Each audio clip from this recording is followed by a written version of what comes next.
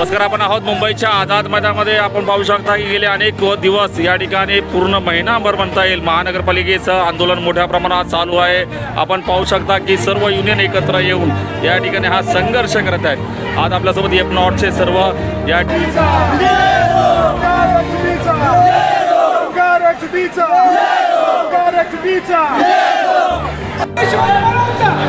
नमस्कार, आपण आहोत मुंबईच्या या ठिकाणी आझाद मैदानाकरिता यस वॉर्डमधून आलेले कर्मचारी, बृहन्मुंबई महानगरपालिकेच्या सर्व कर्मचारी आलेले पाहायला मिळत.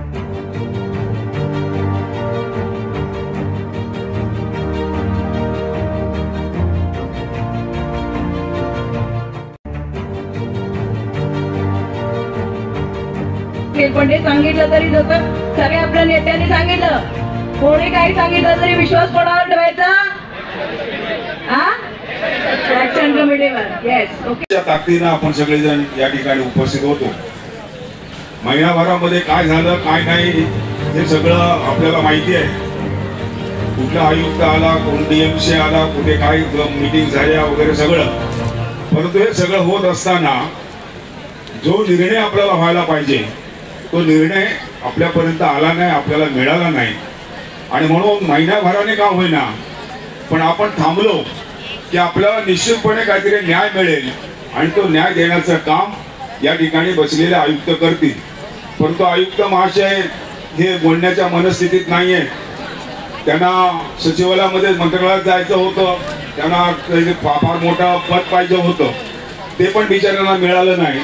आणि मग ते इथेच राहिले. पण इथेच थांबल्यानंतर खऱ्या अर्थानं आपल्या लोकांचं शोषण करण्याचं काम या ठिकाणी आयुक्त करतायत, याच्यामध्ये कुठेही शंका नाही. कारण ज्या आयुक्तांना मुंबई महानगरपालिकेचं संपूर्ण सगळं ज्ञान आहे, मुंबई महानगरपालिकेच्या कामगार कर्मचाऱ्यांचं ज्ञान आहे, मुंबई महानगरपालिकेच्या सफाई कामगारांना कुठला सिनेमा दाखवायचा, कुठलं नाटक दाखवायचं, कुठल्या भरत जाधवला भेटवायचं, हे सगळं त्यांना ज्ञान आहे.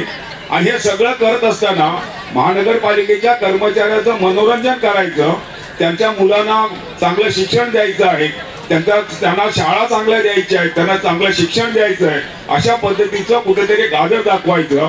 आणि मग महानगरपालिकेच्या कर्मचाऱ्यांच्या ज्या मागण्या आहेत त्या पायदळी तुडवण्याचं काम या ठिकाणी आयुक्त महाशय करतायत. आणि म्हणून आयुक्त महाशयांना आपण ज्या वेळेला आम्ही भेटलो त्यावेळेला त्यांनी सांगितलं की आम्हाला वेळ नाही वगैरे. ठीक आहे, पण वेळ नसताना सुद्धा आम्ही ज्या वेळेला आपल्या जबरदस्त ताकदीनं तुमच्या अण्णाभाऊ साठेंच्या त्या ह्याच्यामध्ये हॉलमध्ये आपण पाहिलं की जबरदस्त ताकदीनं सगळे लोक आले होते. आयुक्त महाशय अचानक आले आणि तिथे सुद्धा आपल्याला पटवण्याचं काम केलं, आपल्याला पटवण्याचं काम केलं. नाही आम्ही असं करणार आहोत, आम्ही असं करणार आहोत, नोकऱ्या जाणार नाही, तुमच्या PT केसेस चालू राहणार, तुम्हाला सगळं तुमचे काय हक्क आहेत ते सगळे मिळणार, कॉन्ट्रॅक्टचे लोक आहेत त्यांना परमनंट करणार वगैरे वगैरे, हे सगळं सांगून आयुक्त गेले. परंतु आयुक्तांनी हे पाहिलं की मुंबईचा हा कामगार, मुंबई महानगरपालिकेतला कामगार हा अशा भूलथापांना फसणार नाही, या भूलथापांना न फसणारा हा कामगार आहे. आणि म्हणून आपण किती जरी त्यांना काय सांगण्याचा प्रयत्न केला तरी ते ऐकणार नाहीत. या परिस्थितीमध्ये आज आपण परत आयुक्तांना इशारा देण्याकरता आलो.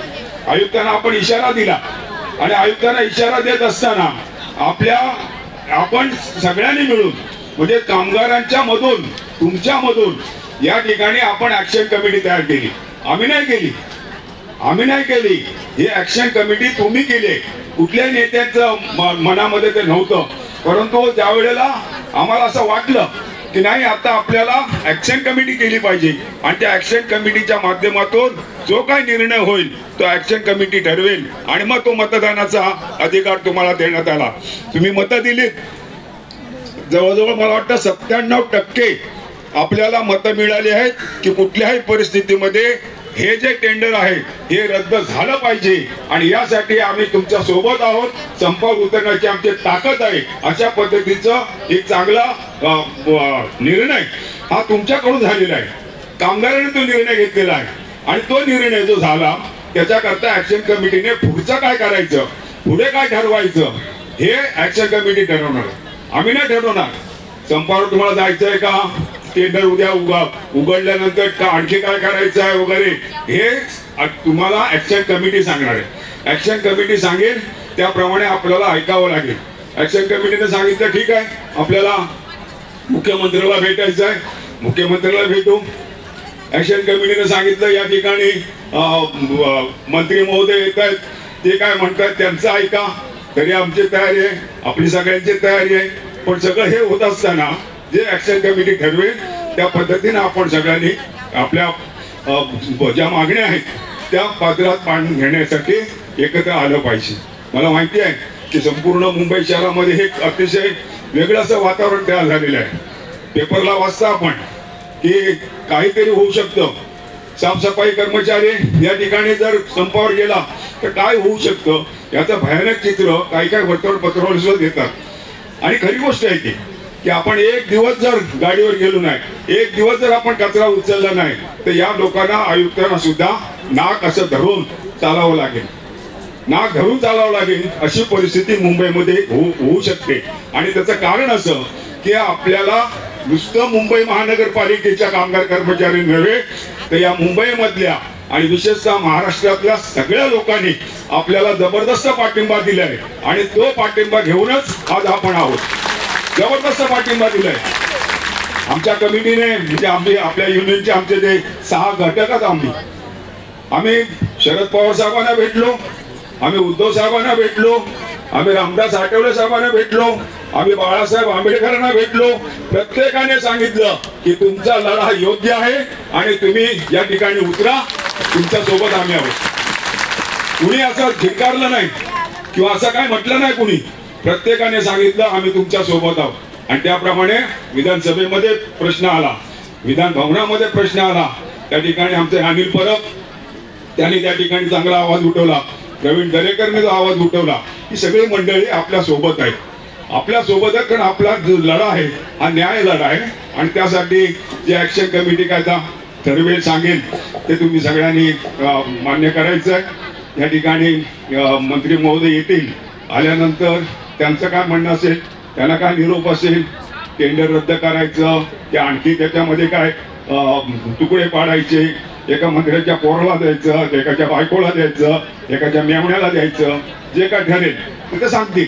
पण जे काय सांगतील त्यांच्यावर विश्वास न ठेवता आपल्याला ऍक्शन कमिटीवर विश्वास ठेवायचा आहे. आणि तुमचा जो कौल आहे त्याच्यावर विश्वास ठेवायचा आहे. एवढं त्या ठिकाणी सांगतो. बांधवांनो भगिनींनो, आपण जबरदस्त ताकद या ठिकाणी दाखवली, त्याबद्दल परत एकदा आपले अभिनंदन करून माझे 2 शब्द संपवतो. जय हिंद, जय महाराष्ट्र, जय भीम.